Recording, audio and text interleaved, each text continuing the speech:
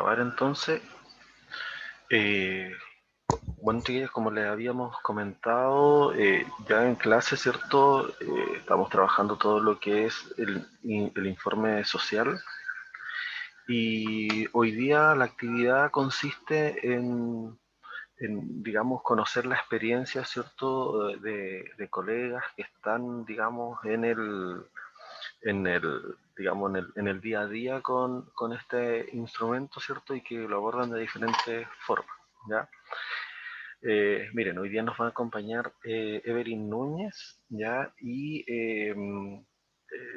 la otra colega que nos va a acompañar, que es Ivette Gallardo, está con unos temas familiares, así que quedó en confirmarme si es que iba a poder asistir, ¿ya? Eh, pero vamos a avanzar, ya vamos a avanzar con una colega, ¿cierto? Que ya está acá presente. Ella se llama Evelyn Núñez, ¿ya? Eh, Evelyn es asistente social, ¿ya? Con un postítulo en psicología jurídica, ¿ya? Trabaja directamente en la realización de en la realización de informes de peritaje, ya, de peritaje social, que es justamente lo que ustedes estaban consultando, ¿cierto? Y que van a tener la oportunidad aquí de aclarar eh, dudas, ya, y es bien interesante, ¿cierto? El trabajo que ella hace desde esa especificidad en lo que respecta a este nivel de informe y el nivel de complejidad que tiene también, ¿cierto? Que es aún mayor, ¿ya? Bueno, destacar que con Evelyn nos conocemos hace muchos años, partimos siendo voluntarios en Techo para Chile y desde ahí nos hemos ido encontrando en diferentes actividades, ¿ya? Así que también les dejo aquí a Evelyn. Evelyn también hace clases en la Universidad de Aconcagua actualmente, ¿ya? Así que tiene experiencia en lo que es hacer clases, entonces también esto lo va a hacer un poco más dinámico y atractivo para ustedes, ¿ya? Así que Evelyn, adelante. Adelante, estudios. Hola, chiquillos y chiquillas. Primero que todo, darle la bienvenida y las gracias, obviamente, por la invitación, a Víctor también por permitirme poder transmitirle, más allá de aspectos tan técnicos que muchas veces lo podemos pasar en nuestras casas de estudio, ¿cierto? Lo podemos leer en internet. A veces también es importante un poco conocer las experiencias de profesionales que también trabajan en la misma área. Yo trabajo en el área judicial desde hace bastante tiempo en realidad. Hice mi carrera de asistente social y una de las formas que me llamó más la atención tiene que ver justamente con el área jurídica. Mm, Me traté de formar en el área, más que nada porque nos interesa que los trabajadores sociales podamos desempeñarnos no solamente en el área de intervención, sino que también en el área de investigación social. Y desde hace aproximadamente 10 años hay un nicho nuevo para nosotros los asistentes sociales que nos permite de una u otra manera poder hacer diagnósticos sociales, pero desde una mirada más jurídica.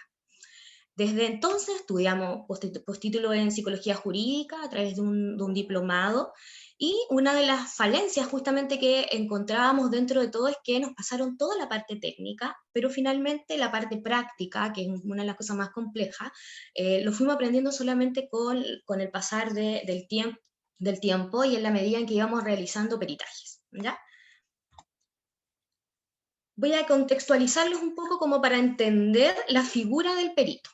Muchos de ustedes quizás ha trabajado o trabaja en el área de intervención con niños, niñas, adolescentes o cualquier otra población, ¿cierto?, de donde se encuentren personas en situación de vulnerabilidad o que intervengan en proyectos.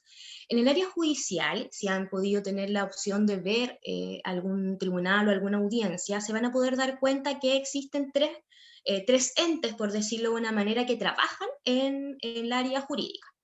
Por una parte está el juez, que es el que finalmente tiene que tomar una decisión respecto a un acto jurídico, respecto a una denuncia, ¿cierto?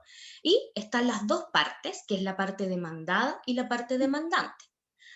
hay una demanda previa que se realiza Otro al día, tribunal, independiente del tribunal en donde sea, puede ser en tribunal oral en lo penal, tribunal de familia, tribunal laboral, hasta juzgado de policía local. Es decir, nosotros podemos desempeñar nuestra carrera o nuestra investigación social en cualquier área jurídica. Ya eso para que igual lo tengan claro. Entonces, ¿cómo se conforma esto? El juez tiene que tomar una decisión con las pruebas que tiene, ¿ya? Y muchas veces de repente nos damos cuenta nosotros en las noticias, ¿cierto? Cuando hay, sobre todo, casos de mucha connotación pública, y nos cuestionamos el por qué a la persona no se le, no son culpables al tiro, ¿cierto? Pese a que hay una serie de pruebas que están demostrando de que esta persona tuvo participación con un hecho. Y en ese momento se necesita hacer un proceso donde científicamente se pueda demostrar que esa persona tiene participación o no tiene participación. Y ahí el juez se encuentra, porque hay un principio, para que ustedes también lo tengan claro, hay un principio que es el debido proceso, y tiene que ver con seguir ciertos parámetros y ciertas etapas en un proceso judicial, pero además tenemos que cumplir el debido proceso porque ese proceso tiene que cumplirse de manera objetiva, ¿ya? Si se dan cuenta, aquí en la pantalla ustedes ven al juez que está en la mitad, una parte demandada en un extremo y en el otro extremo la parte demandante. Cada una de estas personas, ¿ya? Cada de estas figuras o abogados, ¿cierto? Va a presentar sus pruebas para inculpar al otro, ¿cierto? O para demostrar la inocencia del otro. Entonces el juez no puede tomar parte ni por uno ni por el otro. Entonces, ¿qué hace? Busca medios de prueba, ¿ya? Y al buscar medio de prueba, necesita que una de todas las pruebas al menos sea lo más objetiva posible. Y ahí es donde nacemos, ¿cierto? Nosotros, en general los peritos, ¿ya? ¿Por qué? Tenemos medios de prueba. Una de las medios de prueba, por ejemplo, son cualquier tipo de instrumento, ya sea público o privado. Por ejemplo, dentro de los instrumentos nosotros tenemos, ¿cierto? Las visitas domiciliarias que se pueden realizar, los partes de denuncia, fotografías, ¿cierto? Documentos que sean de carácter público, es decir, que vengan del mismo gobierno, o de carácter privado, por ejemplo, una cartola bancaria, ¿ya? Todo eso es uno de los medios de prueba. Luego se encuentran los testigos, que son las personas que cada una de las partes van a presentar, ¿cierto? Para demostrar, ¿cierto? Con hechos un poco más desde no de los objetivos, sino que desde lo más subjetivo, ¿cierto? Respecto a las consultas que vaya a realizar el tribunal. Luego viene la confesión de parte, en donde ambas partes, ambos bandos, por decirlo de una manera, van a presentar sus antecedentes, pero también desde su perspectiva. Luego viene una inspección personal del tribunal, también como medio de prueba, que ellos evalúan y revisan que todos los antecedentes y procedimientos que se presenten en un tribunal, medios de prueba, los testigos que no sean testigos falsos, ¿cierto? Ellos tienen que velar porque ese proceso sea lo más transparente y objetivo posible. Y finalmente, una de las pruebas más complejas, pero las que tienen mucho valor, es los informes de perito. Y aquí es donde nosotros nacemos, por decirlo de una manera. Esto no es algo que inventamos, sino que se encuentra hoy en día en el artículo 341 del Código de Procedimiento Civil. Es decir, ustedes si tienen el Código de Procedimiento Civil, se van a dar cuenta que hoy día, en términos judiciales, para todas las áreas jurídicas, son estas 5 medios de prueba con que el tribunal se va a hacer valer, ¿ya? Entonces, si se dan cuenta, las primeras 3 en general son muy subjetivas porque están dadas de una mirada como mucho más de la parte, obviamente, que necesita defenderse o que necesita demostrar algo. Entonces, nosotros, los asistentes sociales, y en general los peritos, nos transformamos en los ojos del juez, ¿ya? Y es ahí la importancia de la realización profesional que nosotros tenemos que desarrollar cuando construimos nuestros informes periciales. Esther González Pillado, ya que es una catedrática española del área jurídica, desarrolló un concepto de perito que es muy para que se pueda comprender de mejor manera. Ella dice que el perito es aquel tercero, ¿cierto?, técnicamente idóneo y capaz, llamado a dar una opinión y dictamen fundado en un proceso, proceso judicial, acerca de la comprobación de hechos cuyo esclarecimiento requiere conocimientos especiales sobre determinada actividad técnica o arte, el cual obviamente es ajeno al juzgador. ¿Qué significa esto? El perito es una persona que se supone que es experta en un área. Vamos al área nuestra. Un perito social es una persona que se encuentra, ¿cierto?, apta, tiene un título primero que todo de trabajador social, ¿cierto?, que es la única materia en la que nosotros podemos meternos para hacer investigación social. Luego de eso, esa persona además es capaz, es decir, tiene algún tipo de especialización quizás en el área y además ha trabajado en el área que se le está consultando. De esa manera uno demuestra la idoneidad. Y además esto no solamente es un concepto. Cuando nosotros nos presentan como peritos en cualquier tribunal, ¿cierto? A nosotros el juez nos tiene que aprobar como peritos. Y hacemos el proceso de comprobación de idoneidad profesional. Presentamos cuando nos presenta el juez, ¿cierto? O el abogado, ¿cierto? De cualquiera de las partes, presenta nuestro currículum, presenta nuestro título también y nuestro postítulo en el caso de que tengamos otro tipo de especialización, ¿ya? Para aquellos que tienen obviamente la especialización.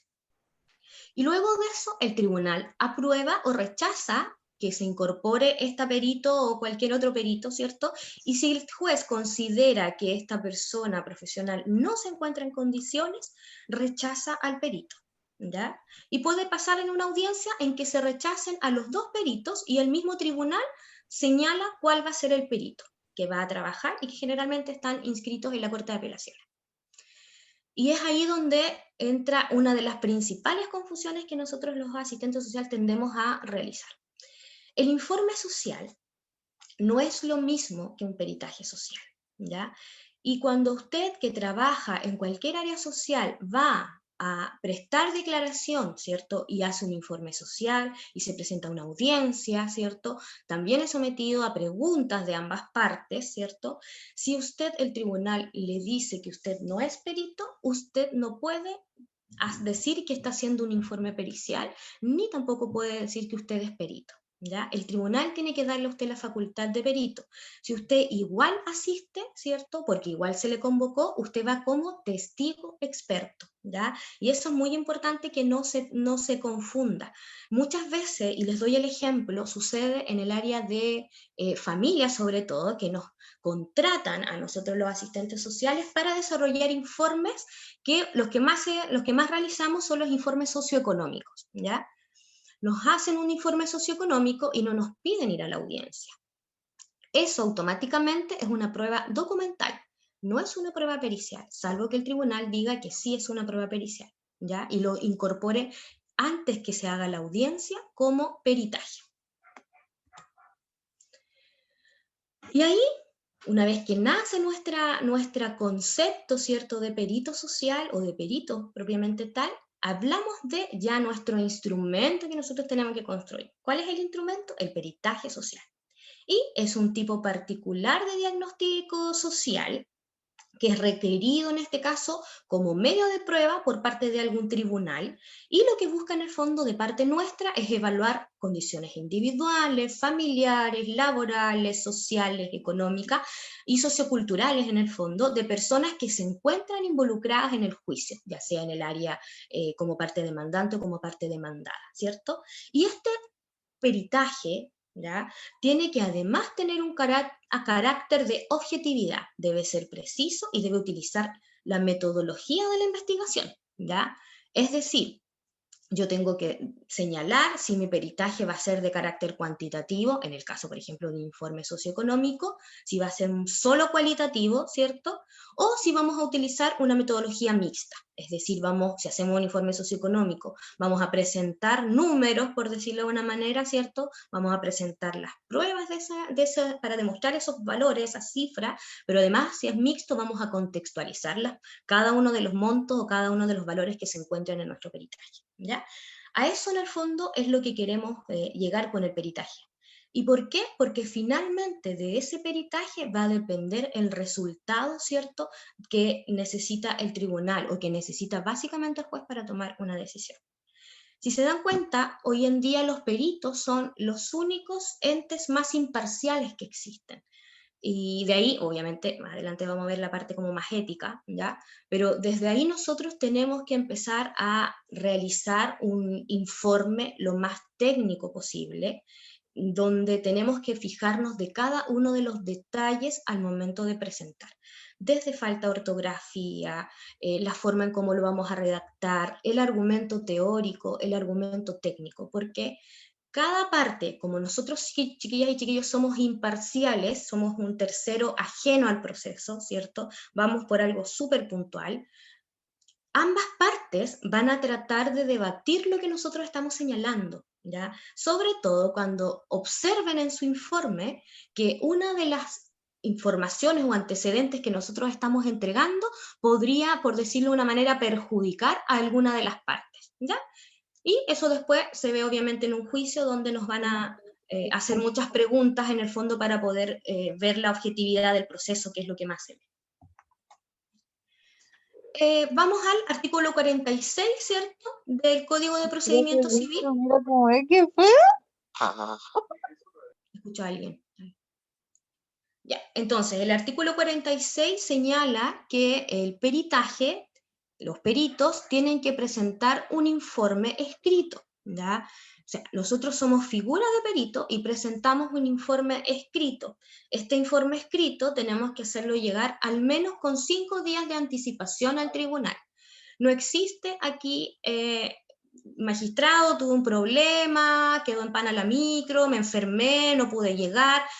En el tribunal, en el ámbito judicial, no existe el no pude, ¿ya?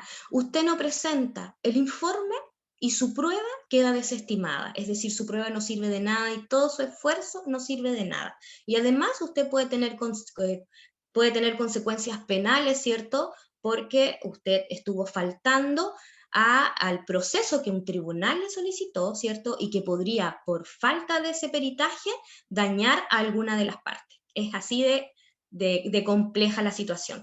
A veces en el ámbito familiar, aquellos que trabajan, no sé si hay alguien que trabaja en PPF o algún programa de la red de infancia, Sename, o algún programa de la red de salud, ¿cierto? El tribunal pide el informe y muchas veces uno lo entrega el mismo día, el día antes, ¿cierto? En el minuto casi de la audiencia. Y eso es mucho más informal en términos como jurídicos, ¿ya? Porque son testigos y son pruebas documentales. Pero si no está el peritaje, no se puede realizar la audiencia. Entonces, al final tenemos todo ese tipo de dificultades a la hora de poder presentar un medio de prueba, porque estamos también, si estamos hablando de un niño, nosotros podemos perjudicar la vida de un niño, la vida de un ser humano, ¿cierto? Por no tomar esas pequeñas precauciones, ¿ya? ¿Qué tenemos que tener también en el informe? Primero, la descripción de la persona a la cual nosotros estamos investigando, ¿ya? El hecho, la cosa que fuera el objeto para investigar, es decir, nosotros tenemos un objetivo que perseguir a partir de lo que nos están solicitando, y el modo actual en que se encuentra. Generalmente hablamos de la situación actual, siempre ligado a lo que se nos está preguntando. También tenemos que hablar de la relación circunstanciada de todos los procedimientos practicados y sus resultados, que son nada más y nada menos que las metodologías y las técnicas que yo como profesional del área social utilicé para elaborar mi informe. Y finalmente, y lo más importante, es las conclusiones, que en vista de todos los datos que yo redacté, ¿cierto? Y que formulamos nosotros los peritos, ¿cierto? Entregamos hacia el tribunal. Nosotros concluimos en base a toda nuestra investigación. Y ojo, esta es la parte más importante del informe. Podemos tener un informe perfecto, ¿ya? Desde el principio hasta casi al final. Pero si no logramos proporcionar la información que se requiere a la hora de concluir un informe, nuestro peritaje tampoco sirve de mucho, ¿ya? Y en el área penal, bueno, una de las cosas que yo realizo aparte son peritajes sociales en el ámbito familiar, y aparte soy perito en la Defensoría Penal Pública. Entonces yo les traje como casi un copy-paste de una solicitud formal de peritaje, ¿ya? Y te envían por medio de la Defensoría Penal Pública, te hace llegar una solicitud o requerimiento de peritaje. Y en ese caso, ¿cierto? Te dicen en el fondo que necesitan realizar un peritaje, te asignan un código y en este caso en el área penal un abogado defensor que es con el cual tú tienes que reunir los antecedentes que se necesitan para la audiencia. Te entregan una cantidad de antecedentes básicos, ¿cierto? Y lo más importante, abajo de las últimas 2 líneas, perdón, en las últimas 6 líneas, dice cuál es el fundamento del peritaje, ¿ya? Y por ejemplo acá señala, el imputado fue formalizado con fecha 23 de julio, el delito de robo en lugar habitado, ¿cierto? El día anterior habría ingresado a una casa, y te empieza a contar, ¿cierto?, el contexto de cómo llegó el imputado, ¿cierto?, a esta causa. Y finalmente te da cierto fundamento para solicitar, en el caso de acá, una modificación de la medida cautelar, que la persona está en prisión preventiva, ¿cierto? Y necesita hacer un informe para poder lograr que el tribunal acoja modificar esa medida cautelar. Es decir, cambiar la prisión preventiva por alguna medida que sea menos grave, menos gravosa, se conoce en el lenguaje más técnico, ¿ya? Y aquí viene la parte importante. Dice, para alegar las letras A y B del artículo 140 del Código de Procedimiento Penal, que es un artículo, ¿cierto?, del área penal que señala cuáles son los motivos que se necesitan para que en el fondo un imputado esté con prisión preventiva o no esté con prisión preventiva, y el medio de prueba, uno de los únicos medios de prueba, ¿cierto?, es la acreditación del arraigo del imputado para lograr, obviamente, la sustitución de la cautelar, ¿ya? Y el arraigo social es materia del asistente social, es decir, nosotros tenemos que empezar a investigar a el imputado, a toda su red individual, familiar, laboral y social, ¿cierto?, para poder determinar si esta persona se encuentra incorporada. El arraigo social finalmente es demostrar que la persona se encuentra incorporada a la sociedad, ¿ya? Y una de las principales formas, primero, es teniendo un domicilio. Entonces nosotros tenemos que hacer toda una serie de actividades para poder demostrar si la persona tiene o no tiene, ¿cierto?, arraigo social. Y eso, lo que dice acreditación del arraigo social del imputado, ¿cierto?, se transforma en nuestro objetivo pericial, ¿ya? Que es una de las diferencias que nosotros tenemos, ¿cierto?, con respecto a un informe social.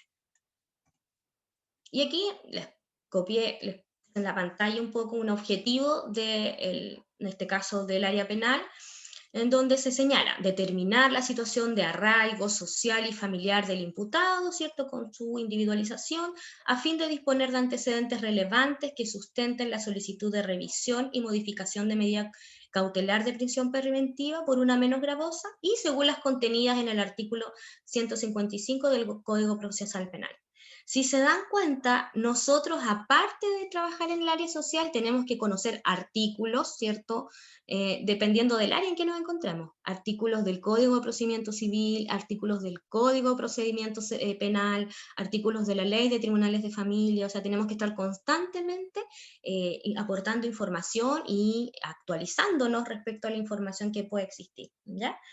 Y luego hablamos ya de objetivos específicos, es decir, para poder lograr el objetivo final, que el objetivo final es nuestra pregunta jurídica, es lo que el tribunal nos está preguntando a nosotros, es decir, ¿el imputado tiene o no tiene arraigo? ¿Ya? Y eso se transforma en nuestro objetivo.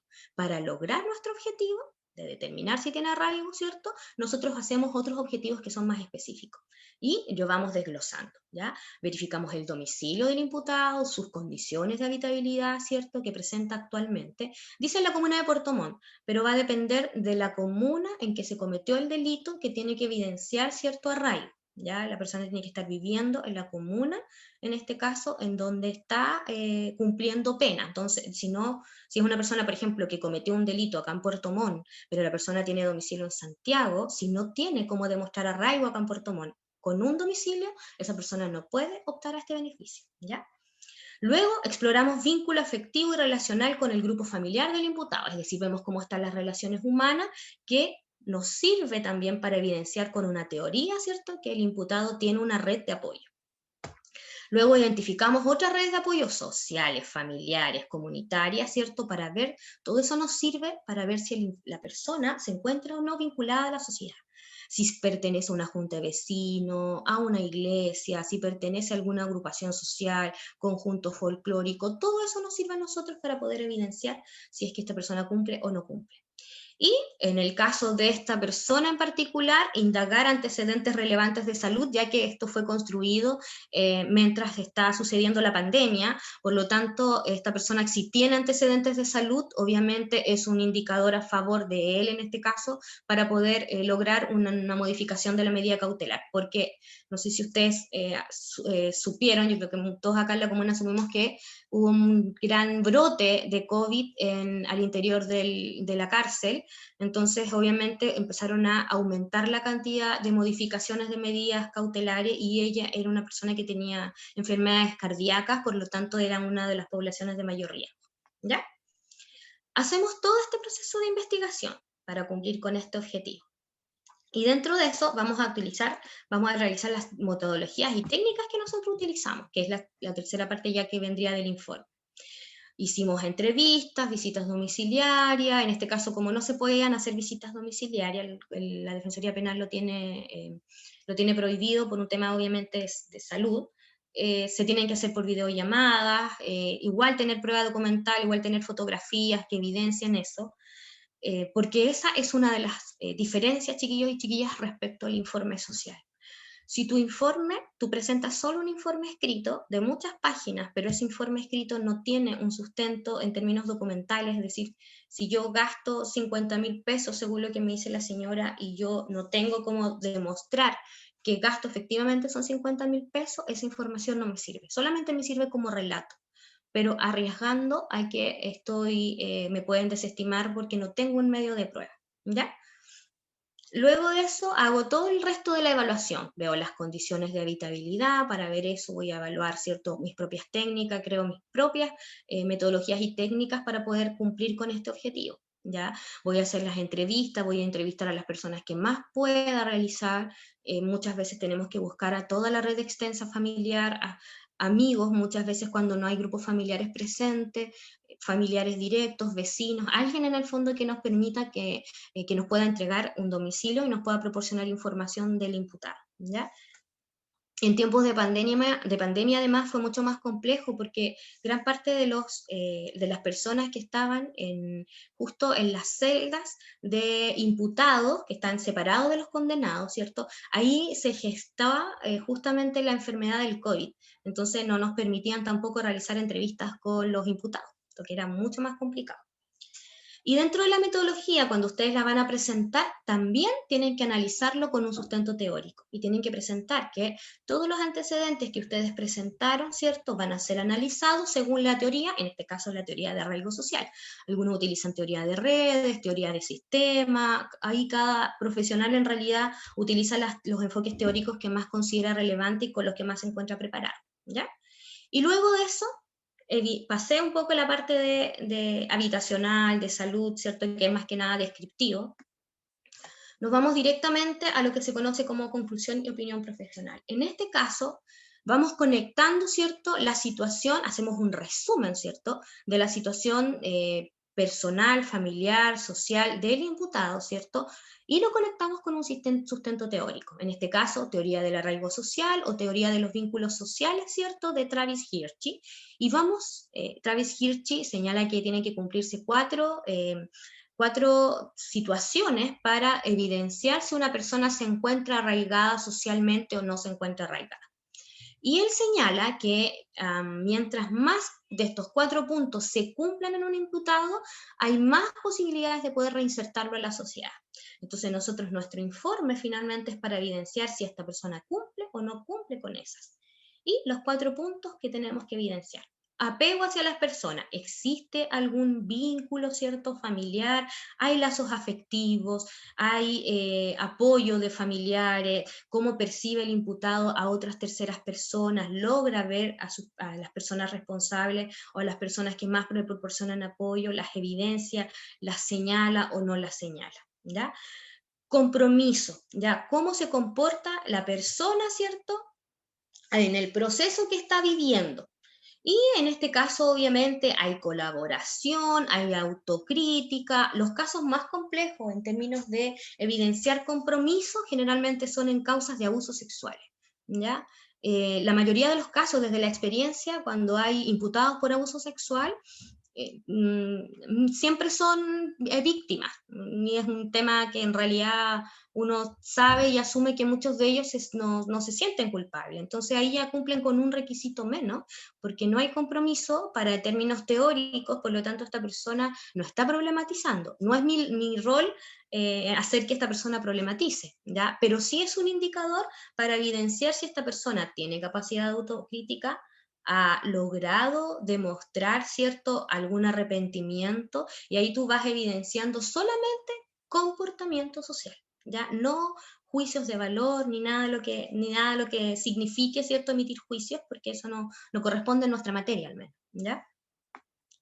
Luego señala las creencias, ¿cierto?, que tiene que ver cómo se comporta esta persona en la sociedad, y vemos en el fondo, a partir de estas creencias, cuánta disposición existe de que esta persona vuelva o no vuelva a delinquir. O sea, si esta persona, por ejemplo, logra problematizar y después señala, no lo quiero volver a hacer, quiero cambiar, quiero buscar un trabajo, que son como frases muy comunes en escucharlas en los imputados, también hay un indicador, ¿cierto?, de que esta persona se presenta creencias, ¿cierto?, para evidenciar arraigo. Y por último, la participación comunitaria. Y de manera que, cómo se comporta esta persona en la sociedad, si es que tiene participación con la comunidad, si se relaciona con otras personas, sociabiliza, pertenece a algún grupo de apoyo, a alguna institución, se plasma acá, ¿ya?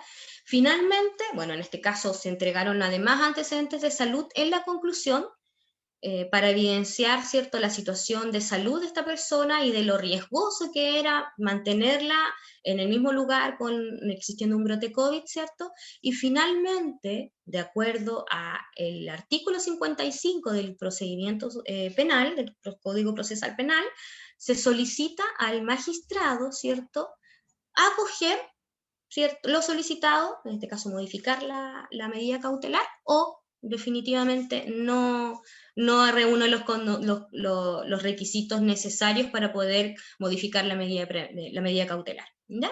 Y eso es lo que nosotros tenemos que demostrar y evidenciar en nuestro informe.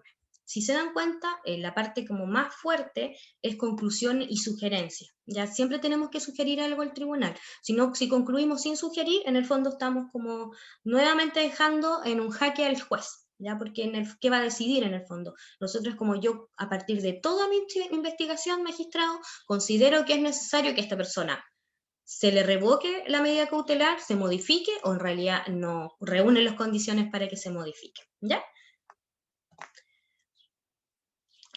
¿Qué es lo más importante? Y esto, de todo lo que yo les podría decir, chiquillos, es que nosotros los asistentes sociales tenemos que estar constantemente cuestionando nuestro quehacer, ¿ya?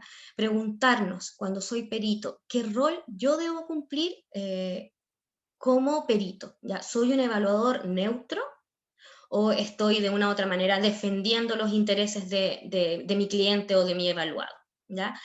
¿Qué pasa cuando mis valores entran en conflicto con los de mi cliente? Les van a tocar casos de todo tipo de connotación, ya sea en el ámbito familiar o en el ámbito penal. ¿Qué actitud voy a tener frente a eso?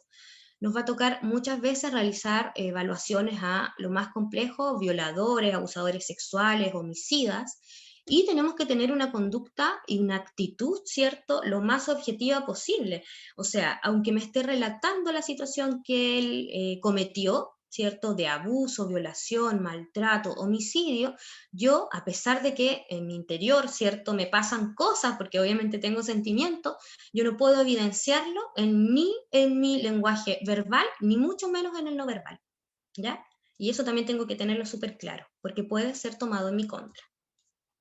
Por lo tanto, tengo que pensar, ¿para quién soy apoyo finalmente? ¿Soy un apoyo para el abogado? ¿Soy un apoyo para la víctima? ¿Soy un apoyo para el victimario? ¿O en realidad yo soy un apoyo para el tribunal y por lo tanto para el juez? ¿Ya?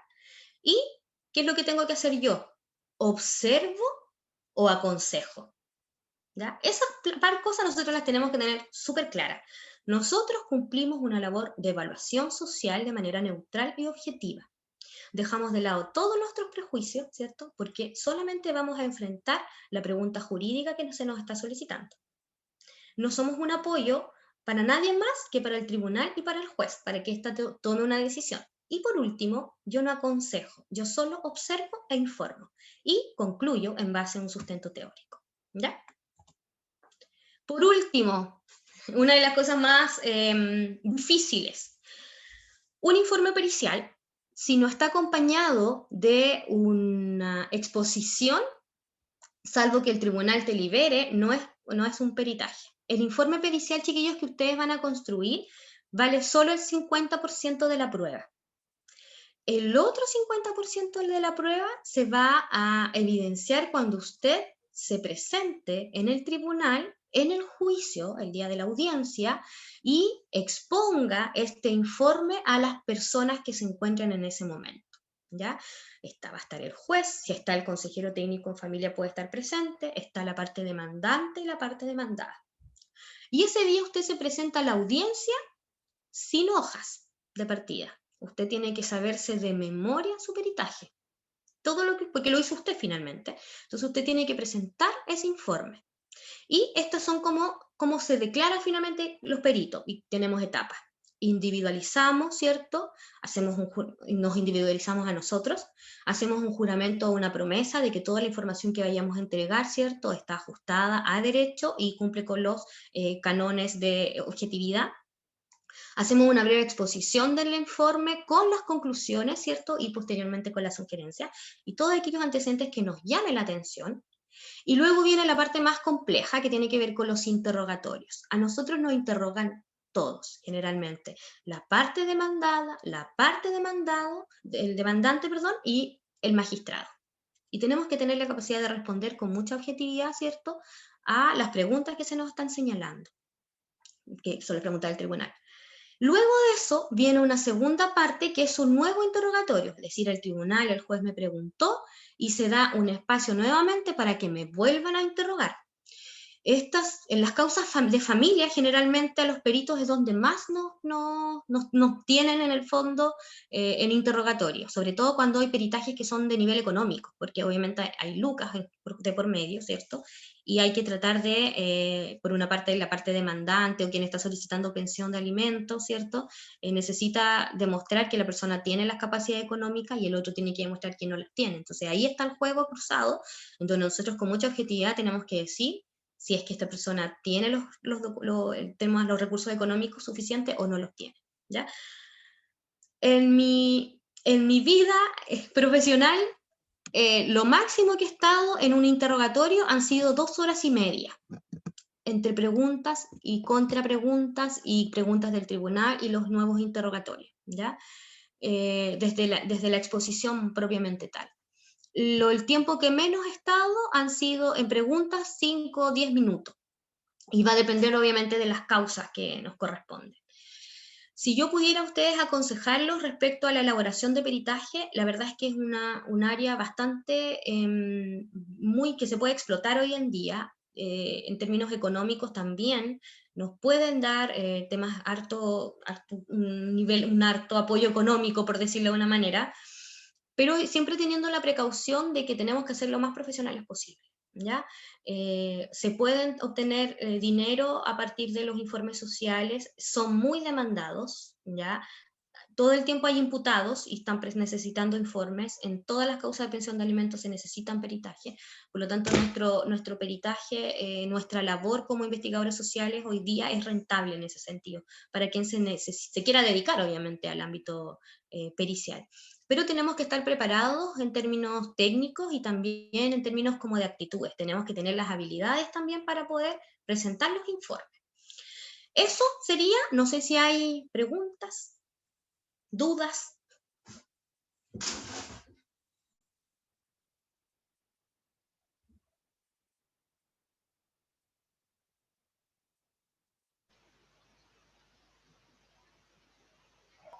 Sí. Muchas gracias, Evelyn. Vamos a pasar, ¿cierto? Como tú dices, a la parte de aclarar dudas, consultas que están referidas, ¿cierto?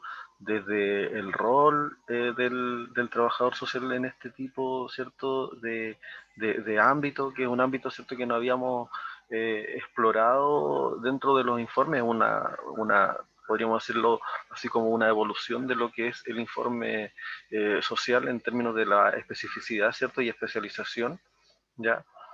Eh, Aquí ya tenemos la primera pregunta. Catherine, si quieres puedes encender tu cámara, encender tu micrófono y hacerla directamente a Evelyn.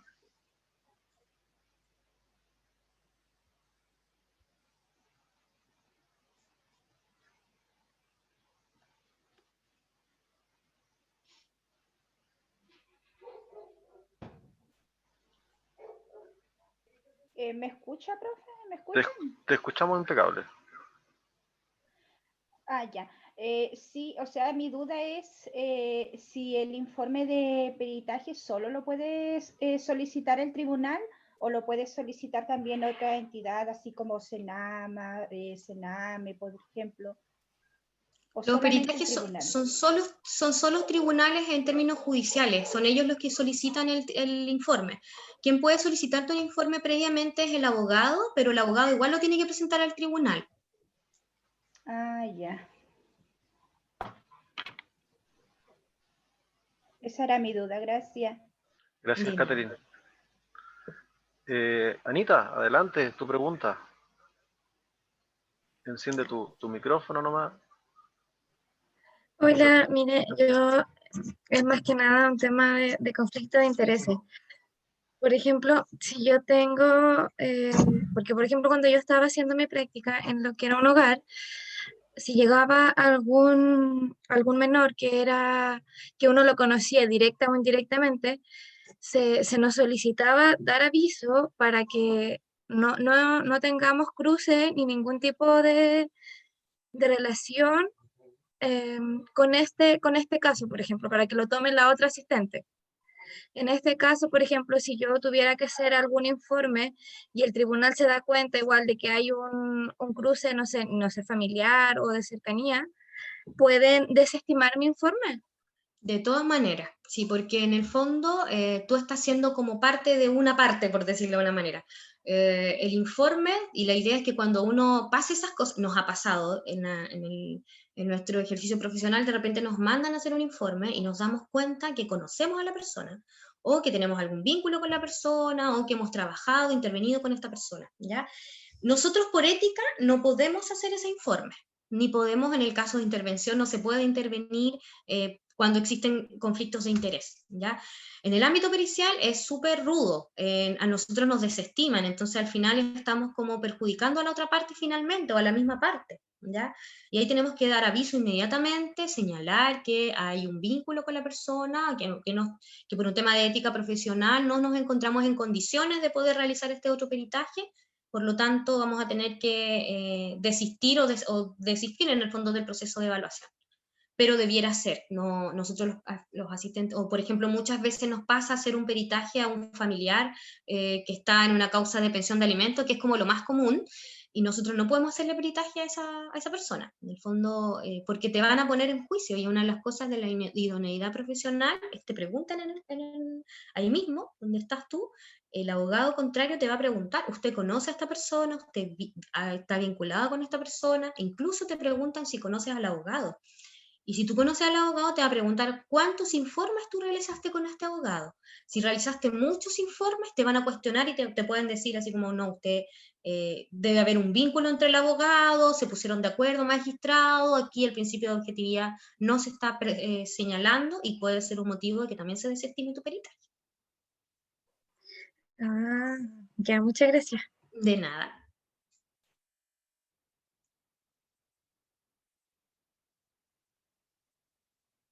¿Alguien más? Adelante, Daniela. Dale. Más que nada tengo una duda porque se me cortó justo el audio cuando estaba hablando sobre el rol del trabajador social y agarré lo último, que era el apoyo al tribunal y al juez, que ese era uno de los roles. Pero antes de eso, me imagino que habría dicho otro tipo de rol también que cumplía. Lo que pasa es que nosotros principalmente nuestro rol es ser los ojos del juez, en el fondo. Somos el apoyo del juez para que el juez tome una decisión. Lo que tú te perdiste tiene que ver con las preguntas que nosotros como asistentes sociales nos tenemos que realizar siempre a la hora de cumplir el rol de perito social, ¿ya? Y tiene que ver un poco con preguntarnos para quién estamos trabajando nosotros, si nuestro rol es observar, es evaluar, estar a favor de la persona que nos contrata, o en realidad nosotros tenemos que cumplir con el principio de parcialidad en el fondo, o imparcialidad, ¿somos objetivos o no somos objetivos? ¿Intervenimos o no intervenimos? ¿Solo observamos o también observamos y aconsejamos? Entonces, esas son preguntas que siempre nos tenemos que estar cuestionando, ¿ya? Y realizándonos en el fondo para poder mejorar nuestro ejercicio. Todo lo que pudieran ustedes preguntarse respecto a esto puede ser cuestionable o no puede ser cuestionable. Por ejemplo, cuando yo presento un informe, y la señora Juanita Soto, y yo en un informe coloco, en vez de señora o doña Juanita Soto, coloco en entrevista con Juanita Soto, el tribunal automáticamente, la parte demandada o parte demandante, te puede señalar, ¿usted por qué está hablando a la persona, la está tuteando, por decirlo de una manera? ¿Usted tiene un vínculo con esa persona? Hasta esos chiquillos se los van a cuestionar. Les van a cuestionar dónde trabajan, les van a cuestionar, en este caso los abogados son súper, obviamente están súper, son súper como muy ligados con su causa, y muchas la defienden, pero así con garra.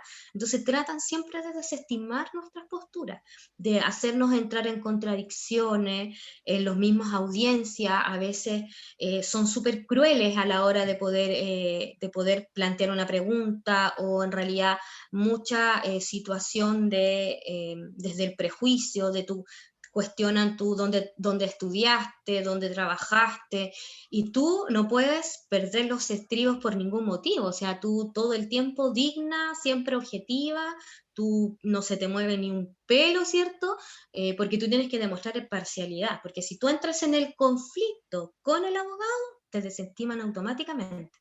¿Ya? Se pierde la credibilidad en ti, porque no tienes capacidad de razonamiento, te hablas más como desde el estómago, por decirlo de una manera, ¿ya? Entonces todo eso nosotros nos están evaluando, sobre todo a la hora de realizar una investigación, y sobre todo a la hora que nosotros estamos en un tribunal ya exponiendo nuestro informe.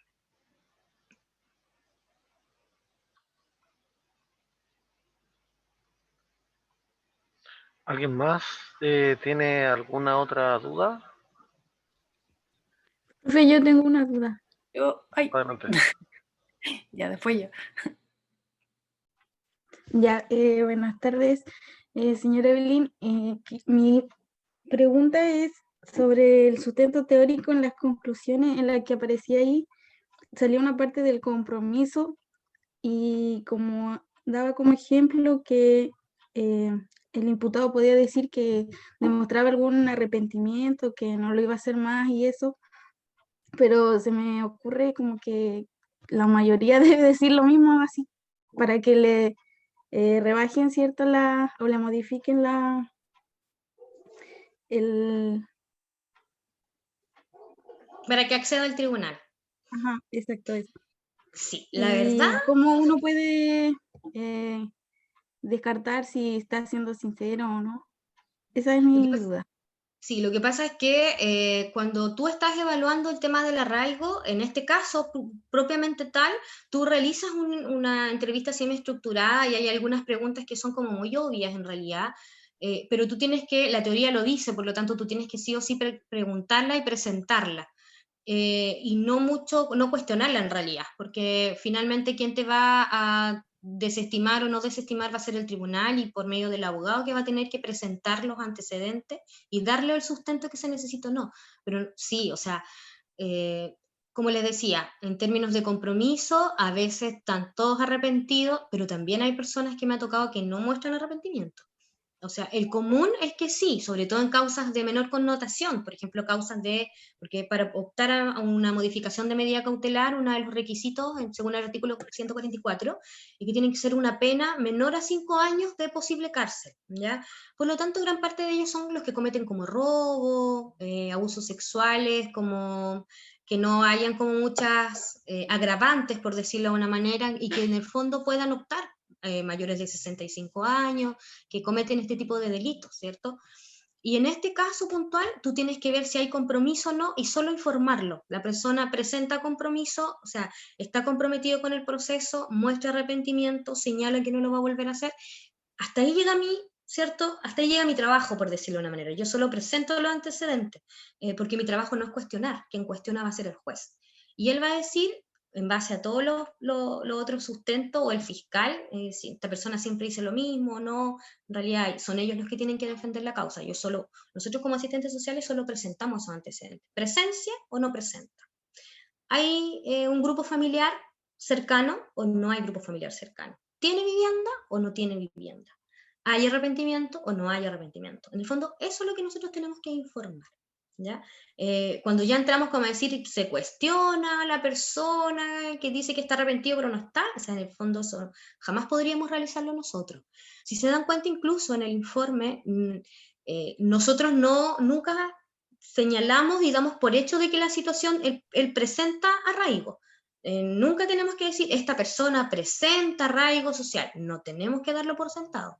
Nosotros lo que tenemos que señalar que existen antecedentes que hacen, en el fondo, determinar la presencia de indicadores de arraigo social. Pero nunca decir 100% sí, lo es. Porque si decimos, esta persona, estoy 100% segura, magistrado, que tiene arraigo social, y esta persona puede salir y al día siguiente puede cometer otro delito. Entonces ahí también nuestra mirada es como usted dijo, que esta persona casi es una santa paloma, pero en realidad volvió a caer en lo mismo, ¿me entienden? Entonces uno siempre tiene que dar indicadores, ¿se presenta o no se presenta? ¿O hay indicios de que se dan estas condiciones para? ¿Ya? Entiendo, muchas gracias. Ya, pues.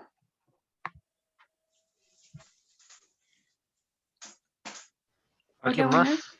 Ahí está. Sí, yo, Yasmin. Quisiera consultarle, la verdad que mi internet ha estado un poco complicado, pero no sé si lo mencionó, pero mi duda es la siguiente. ¿El perito debe estar inmerso o prestar servicios para el tribunal para poder generar el informe, o trabajar en alguna entidad correspondiente, o cómo llega la solicitud al perito? Por dos vías. La primera es que los peritos se encuentren registrados, pueden estar registrados en la Corte de Apelaciones, ¿cierto? O pueden estar, en el caso de la Defensoría Penal Pública, nosotros tenemos un registro especial de peritos, ¿ya? Si ustedes no están en esos, también pueden ser presentados con peritos, pero siempre como peritos, perdón, pero siempre tienen que tener la idoneidad profesional, porque los van a presentar finalmente los abogados. Pero no es un requisito 100%, que si usted no está inscrito no puede hacer peritaje.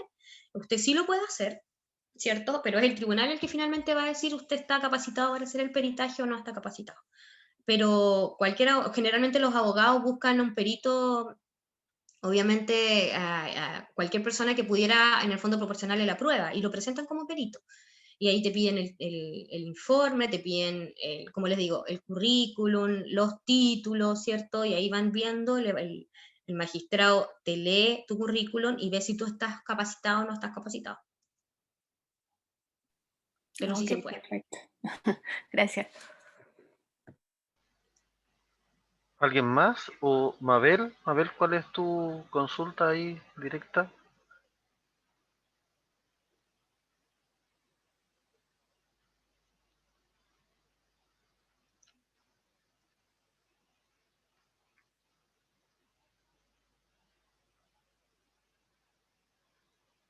Mira, parece que está sin audio, Mabel. Evelyn, pero Mabel pregunta, ¿qué especialidad hay que tener para ser perito?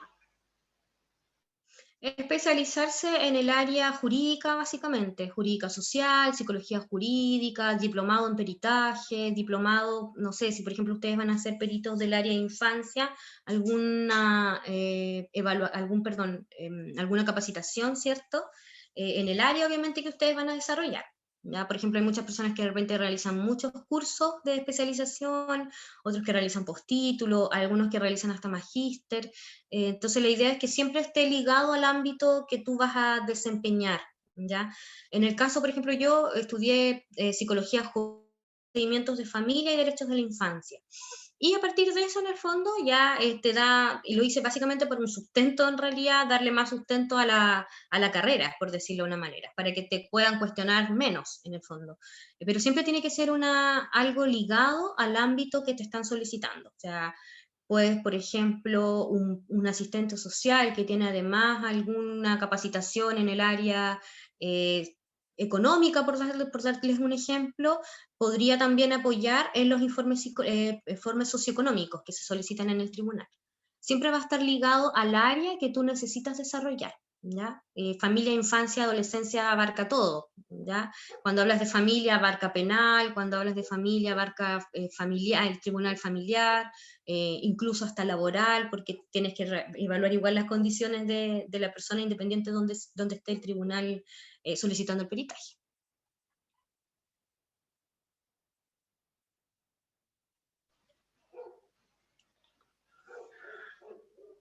¿Alguien más que tenga alguna duda?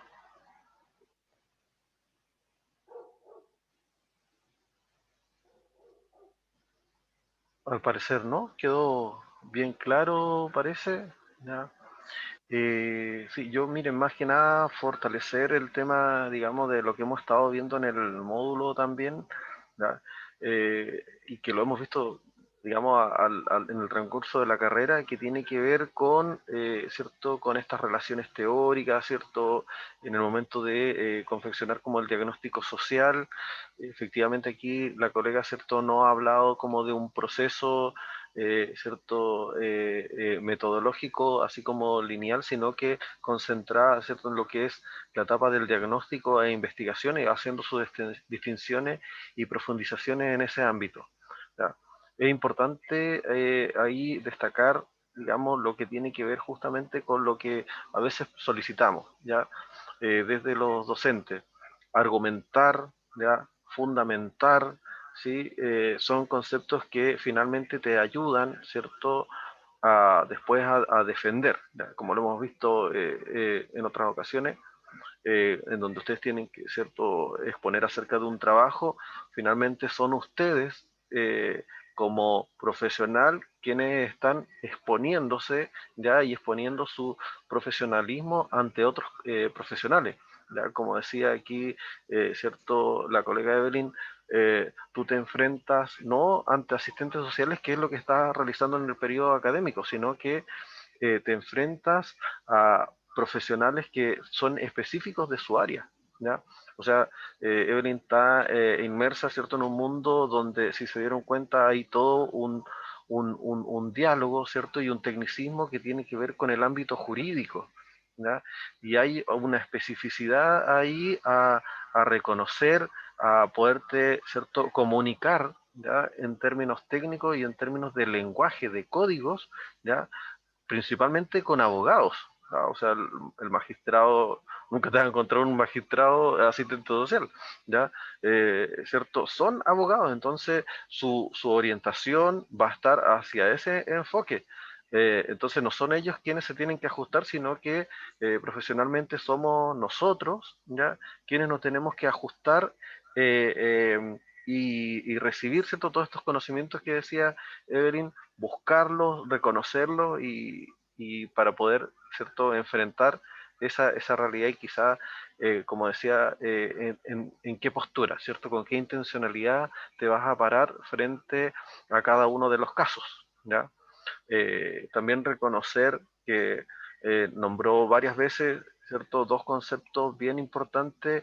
Por una parte, el tema ético, ¿cierto? En cada acción estaba ahí este concepto, ¿ya? Y la aplicación de los principios, que va ligado a lo ético, ¿ya? Así que creo que desde ahí se alinea, ¿cierto?, con lo que hemos estado viendo de contenido, ¿ya? Eso, no sé si alguien tiene alguna otra duda más, o Evelyn, si es que quizás nos pudieras compartir quizás alguna experiencia que haya sido significativa para ti, donde hayas sentido, ¿cierto?, que como profesional, asistente social, dejas así como al rol del profesional en el ámbito jurídico como en un pedestal bien alto, que eso, digamos, es lo que nos interesa a todos, ¿cierto? Siempre hacer sobresalir a la profesión. Sí, mira, en términos como de experiencia, siempre te va a marcar el primer peritaje que te toca ir a exponer al tribunal. Ya yo había realizado peritajes, trabajé en un centro de diagnóstico, en un DAM, realicé muchos peritajes, pero no me había tocado la opción de exponer. Y mientras estaba estudiando el postítulo, me llegó justamente una causa como profesional un poco de la asistencia social, ya como perito para poder hacer un peritaje socioeconómico. Y la verdad es que, obviamente, la primera vez que me tocó hacer ese informe había mucha inseguridad, mucho temor, obviamente, porque está en juego una vida. Me tocó hacer el peritaje a un niño de 1 año 8 meses que asistía a la Teletón, que tenía una discapacidad.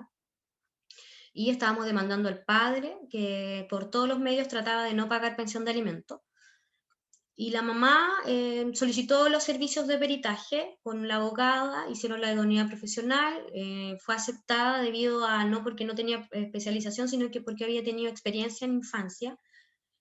Y realizar ese peritaje, la verdad, es como te das cuenta en ese minuto que de verdad tienes que prepararte mucho. Creo que me preparé en ese entonces de una forma, pensando siempre en que había el interior superior del niño, que había un niño en el fondo que necesitaba demostrarse las necesidades que ellos tenían y ver por la otra parte que este niño tenía necesidades, era lo que me tocaba a mí determinar, ¿ya? Las necesidades de este niño y las capacidades económicas, en este caso de la mamá. Cuando terminé el peritaje, lo estudié, yo creo que no me acuerdo cuántos días, chiquillos, porque de verdad me tocó estudiarlo, porque te pregunto, bueno, te perdía el hecho de que tengas que entrar a un estrado sin ninguna hoja, sin nada en tus manos, claro que te produce inseguridad, sobre todo porque, como yo les mencionaba, ustedes 5 días antes, 5 días hábiles antes, ustedes entregan el informe. ¿Y por qué se entrega? Porque dentro del debido proceso, la parte demandante y demandada tienen que tener acceso a ese informe. Y formulan las preguntas, y muchas de las preguntas te las tienen preparadas desde antes, te pillan como en dónde pueden desestimarte, ¿cierto? Y a partir de eso construyen sus preguntas. Entonces tú tienes que saber que tú vas así, por decirlo de una manera, a presentarte. Y me tocó un peritaje muy, por decirlo de una manera, muy complejo, porque era la primera vez, pero yo tenía la seguridad de que me había preparado lo suficiente para poder presentarme. Y esto pasó, terminé la audiencia, obviamente la causa afortunadamente salió a favor del niño en este caso, y al terminar estaba en la titulación, en el proceso de titulación del postítulo, y una de las personas que es la coordinadora de la universidad, del postítulo propiamente tal, estábamos en el proceso de titulación y él habla respecto a que la magistrado del Tribunal de Familia lo había felicitado en realidad porque se había presentado una de las estudiantes a la audiencia, que había sido perito, que era la primera vez que exponía como perito, y que la verdad es que estaba muy orgullosa, por decirlo de una manera, de la información que se había presentado, que había sido un lenguaje muy técnico, no habíamos dado muchos espacios de pregunta, y en el fondo ahí ustedes sienten, chiquillas y chiquillos, la satisfacción de que estás quizás realizando un trabajo como óptimo, ¿ya? La emoción en ese momento que ustedes sienten con el primer peritaje tienen que siempre tratar de sentirla, de que ustedes están haciendo un trabajo y saben por qué. ¿Qué es lo que está en juego? Está en juego el título, que a ustedes que están estudiando saben cuánto nos cuesta titularnos, cuánto nos cuesta sacar un ramo, una asignatura, pasar un ramo, horas de sueño, tratar de ser los mejores profesionales, y todo ¿por qué? Porque cuando nosotros nos estamos presentando en este ámbito nosotros estamos, ¿cierto?, presentando nuestro nombre. O sea, es la perito asistente social Evelyn Núñez. No es un cualquier profesional, es tu nombre finalmente el que está en juego. Y tu nombre queda plasmado para los abogados, queda en el tribunal, te comprenderán que los jueces te tienen una memoria. Entonces al final uno tiene que siempre pensar en eso. Esta red es súper pequeña, ¿ya? Y la calidad profesional que uno tiene que evidenciar, la verdad es que tiene que ser lo más objetiva y profesional posible. Siempre ir pensando en que terceras personas van a leer tu informe. Entonces, tratar siempre de tener eso, y a mí me sirvió en el fondo para darme cuenta que quizás ese era el camino que yo tenía que seguir en términos de fórmula, de estudiar mucho, de tener que preparar contabilidad, es decir, tú haciendo un informe psicosocial, o sea, socioeconómico, se ganan lucas, chiquillos, o sea, no puedo decir no se gana plata, con un informe psicosocial, un informe socioeconómico uno puede ganar lucas, pero si lo sabes construir bien, si te puede decir que gana 500.000 pesos, si no tiene cómo demostrarlo, no existe esa información, es información que no existe. Entonces, eso ustedes tienen que tenerlo claro a la hora de construir un informe, ¿ya? En familia quizás es donde más necesitan ser objetivos porque en términos económicos es donde más se dan las peleas más garrafales. Uno de los casos más complejos que me ha tocado ver fue cuando tuve que hacerle peritaje a dos jueces que tenían un hijo en común y la causa era de cuidado personal y de alimentos además, y la demandada, perdón, quien demandó estaba solicitando 2,5 millones de pesos para un niño de 2-3 años, ¿cierto? Y el juez, en este caso que era el juez cliente también, había demostrado, justo sonando el teléfono, tenía que demostrar de que en el fondo, uno, las necesidades del niño no tenían ese monto, y además que él no tenía las capacidades económicas para poder cancelar esos valores. Entonces ahí ya tú tienes que empezar a trabajar. Imagínense lo que significa estar en un estrado de partida con un juez y que las dos personas, demandado y demandante, eran también jueces. Todos los testigos eran abogados, escogieron a los mejores abogados de Chile, o sea, hay un abogado que tiene connotación pública, que aparece en los matinales, cada vez que pasa algo judicial aparece hablando este abogado, y ese abogado era de la contraparte, o sea, él ese día iba dispuesto disculpen la palabra, dispuesto a hacerme pebre, así, la verdad. Y yo, la formación también, vengo de formación de instituto, tengo sí experiencia en el área de infancia, he hecho hartos peritajes, pero siempre se te cuestiona por eso. Y ahí es donde ustedes tienen que demostrar la calidad, que ustedes pueden salir quizás de un instituto o de una tremenda universidad, pero la calidad profesional es lo que ustedes tienen que evidenciar al momento de trabajar. Y de verdad, afortunadamente, salió la causa a favor de lo que yo como perito había sugerido en el fondo, y incluso la causa pasó a Corte de Apelaciones, llegó hasta la Corte Suprema. Entonces, y no tuvo nada que hacer la persona que demandó al otro juez, ¿ya? Entonces, pero todo gracias a que tuve a mi mano y solicité todos los documentos para poder rebatirlos. Entonces, cuando ya me tocó el contrainterrogatorio, no había muchas preguntas que hacer. Entonces, ese es mi consejo, tratar de hacerlo lo más redonditos posible sus peritajes para que no den tanto espacio a las preguntas y aprendérselos de memoria, hasta el último monto. Eso es como lo que yo les puedo decir en el fondo como consejo, más que nada. Apareció una pregunta más, Romina. Hola, ¿se escucha? Sí. ¿Aló? Sí, se Hola. escucha, se escucha. Ya. Buenas tardes. Mira, bueno, ya había respondido una parte de la pregunta que quería hacer, que era cuál era el caso más o la causa más compleja que había tenido, pero o que sea mediáticamente compleja o que haya, no sé, un delito de homicidio o un delito muy grave que haya estado, no sé, se me vino a la cabeza, pero igual había respondido una parte de la pregunta, ¿sí? como experiencia. La verdad es que en el ámbito penal sí nos corresponde a nosotros nos llega de todo, o sea, y ustedes saben que gran parte de los causas, por ejemplo, de abusos sexuales o de homicidio, son causas casi todas de connotación pública. Así que, y ahí la verdad es que la diferencia, por ejemplo, en familia con penal, es que en penal, muy pocas los peritos sociales que llegan a audiencia, porque es mucho más concreta la información que se nos solicita. No así, por ejemplo, el psicólogo. El psicólogo, él es más factible que tenga que hacerse presente, ¿cierto?, en el estrado en el momento del juicio. Los asistentes sociales, como tenemos prueba documental, nuestro documento de informe técnico está respaldado con documentos, ¿cierto?, no es tan necesaria, por decirlo, participar en la audiencia. Y ahí él generalmente nos libera el juez. Pero sí, o sea, a nosotros nos puede tocar cualquier causa trabajando, o sea, no podemos en el fondo como negarnos, ni tenemos como el favorito ni no favorito, o sea, a nosotros nos llega la causa, el resumen, y solo tenemos que evidenciar si es que conocemos o no conocemos a esa persona, si hemos intervenido alguna vez con ella o no, porque cuando estamos interviniendo en una causa, no podemos evaluar a la persona después en un peritaje, porque ya hay un conocimiento previo, se pierde automáticamente la objetividad. Pero sí me han tocado casos de connotación pública, o sea, de hecho en familia igual me tocaban muchos casos de mucha connotación pública, sobre todo en redes sociales, diarios, que son como las causas que uno tiene que tener un tratamiento distinto en términos de manejo de información. Pero sí, mucha causa de mucha connotación pública, o de delitos muy complejos además.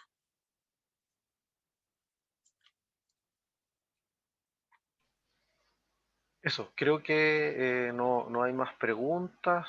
Ya espero, chiquillas, que haya sido de provecho, ¿cierto?, esta presentación. Ya yo agradecerte, Evelyn, ¿cierto?, por tu disposición, por tu claridad también, y sobre todo lo que uno agradece ya es el aporte, esta capacidad de transmitir información, sobre todo cuando uno está estudiando. Ya lo conversábamos, ¿cierto?, antes, y estábamos haciendo memoria que a ninguno, con la otra colega también, tuvimos estas posibilidades, ¿cierto?, de que nos entregaran este tipo de información que viene desde la práctica. ¿Ya?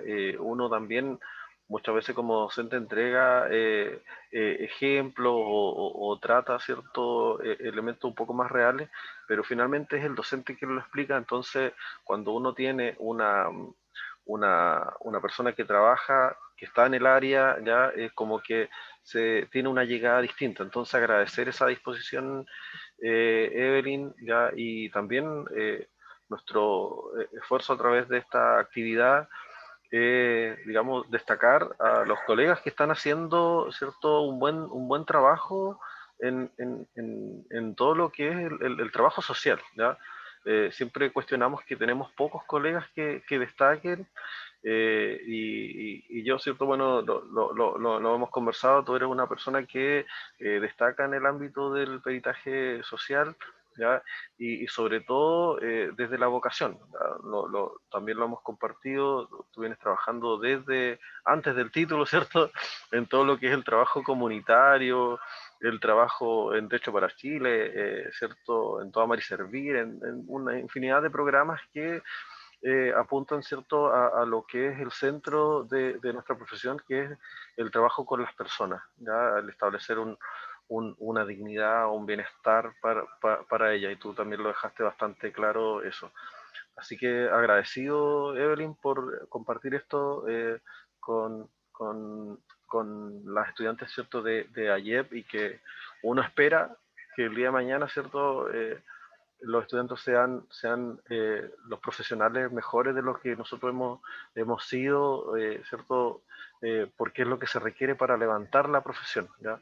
¿Cierto? Eso es. Así que muchas gracias, Exacto. Evelyn. No, gracias a ti en realidad por la invitación. Tener estos espacios en realidad son bastante positivos, poder transmitir desde la experiencia, desde la praxis. Nosotros los asistentes sociales lo que más quisiéramos, chiquillas y chiquillos, es que ustedes sean profesionales capacitados y que estén muy bien capacitados para poder ejercer el trabajo. Y cuando uno hace docencia y se encuentra luego con profesionales que ya están ejerciendo y que son muy bien vistos en el área, en nuestra área, uno siente mucho orgullo también. porque también evidencia los años de esfuerzo, hay que pensar que todos pasamos por lo mismo, el sacrificio es muy grande, y la idea es que nosotros también sintamos en algún momento ese orgullo por aquellas personas que se están preparando para los futuros asistentes sociales, y la idea es poder que ustedes siempre traten de aguantar lo más que se pueda en este proceso. Es una carrera muy bonita, el área social en general es una carrera muy completa, esto de apoyo en términos de transformaciones sociales, tenemos que estar vinculados siempre a la transformación social y ser entes en el fondo que transmiten eso en el día a día, desde cada una de las actividades que nosotros realizamos en nuestra área, tratar de hacerlo siempre con el compromiso de siempre. Y eso es lo que uno espera, y agradecerles a ustedes en el fondo por escuchar y por la receptividad, básicamente, que es lo que va a determinar después el futuro de los profesionales.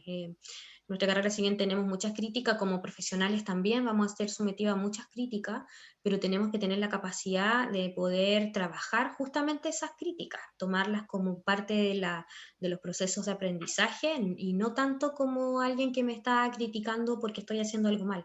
Ver cada crítica en este proceso formativo como parte del proceso de formación propiamente tal.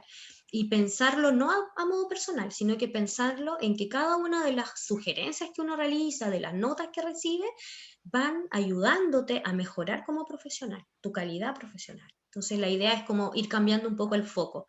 En el fondo pensando en que vamos a trabajar con personas y muchos niños, que es como el área más difícil hoy en día y que está en mayor crisis, muchos niños, niñas y adolescentes dependen de lo que nosotros tengamos que decir. Y en ese sentido los jueces hoy en día toman mucho la palabra nuestra como profesionales del área. Entonces, con mucho profesionalismo tenemos que tener la capacidad de demostrar que estamos capacitados para poder entregar una sugerencia a un juez. Así que eso, chiquillos, gracias por la invitación, y cuando gusten, Víctor me puede invitar, no hay ningún problema.